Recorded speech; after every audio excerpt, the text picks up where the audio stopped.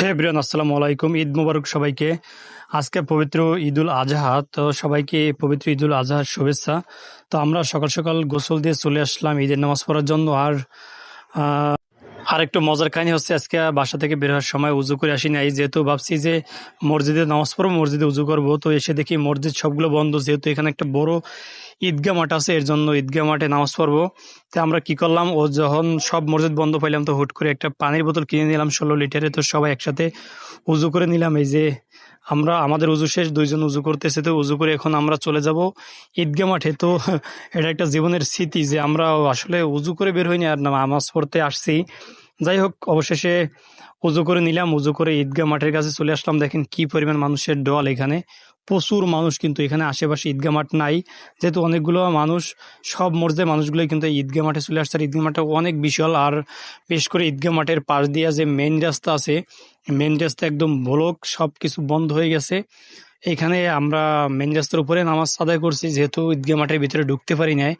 তো সব থেকে বেশি খারাপ লাগছে যে ফ্যামিলি ছাড়া দ্বিতীয়বারের মতো আরেকটা কোরবানির ঈদ পালন করলাম, আর আমার পাশে আমার ফ্যামিলির কেউ নাই। আর মনটা ভীষণ খারাপ, একটু ভালো লাগছে না আসলে।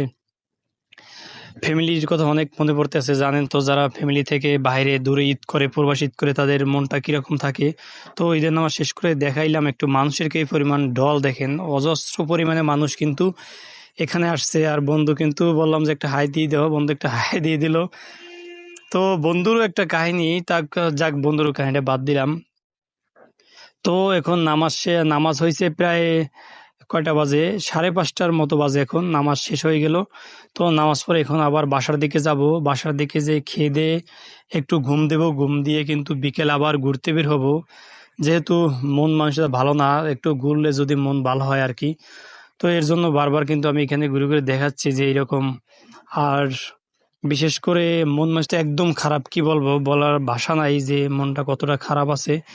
আসলে নামাজ শেষ করে এখানে এর জন্য দাঁড়িয়ে আছি আর দেখতেছি মানুষগুলো, মানে কত মানুষ আসছে এখানে নামাজ পড়তে। বিশেষ করে এখানে কিন্তু অনেক মহিলারাও আসছে। এই যে পুরুষের পাশাপাশি মহিলারাও কিন্তু এখানে নামাজ আদায় করছে। অনেক মহিলা দেখতে পাইছি যে ওরা বোরকা পরে জানামাজ নিয়ে চলে আসছে সকাল সকাল। এই জিনিসটা আমার কাছে অনেক ভালো লাগছে যে মানে কোনো ভেদাভেদ রাখে নাই, তারা আলাদাভাবে নামাজ পড়ে নিচ্ছে। আর এখন আমরা রওনা দিলাম বাসার দিকে, এখান থেকে নামাজ শেষ করে বাসার দিকে চলে যাব। আর আমার সামনেই আমার সাথে আরো 5টা বন্ধু আসছে, ওরা পাশে, এই যে হিমেল ভাই, তো বাকি লোকজন পাশে সবাই সাথেই আছে। তো সবাইকে নিয়ে এখন চলে যেতেছি বাসার দিকে, বাসায় যেয়ে খেয়ে দিয়ে ঘুম দিয়ে দিব। আর আসলে আপনারা তো জানেন, আসলে প্রবাসীদের কোনো ঈদ হয় না, শুধু ঈদের দিন হয়তো গোসল দিয়ে উজু করে 2 রাকাত নামাজ পড়াই শেষ প্রবাসীদের ঈদ। ওইরকম কোনো মজা আনন্দ থাকে না, কারণ ফ্যামিলি নাই। ফ্যামিলি থাকলে একটা যে মজা আনন্দ থাকে, তাদের সাথে না খেয়ে থাকলেও কিন্তু একটা ঈদের আনন্দ পাওয়া যায়। এখানে কিন্তু ওই ঈদের আনন্দ পাওয়া যায় না। তো অবশেষে বাসার সামনে চলে আসলাম। তো আজকে বলবো এত, সবাই ভালো থাকবেন, সুস্থ থাকবেন, খোদা হাফেজ।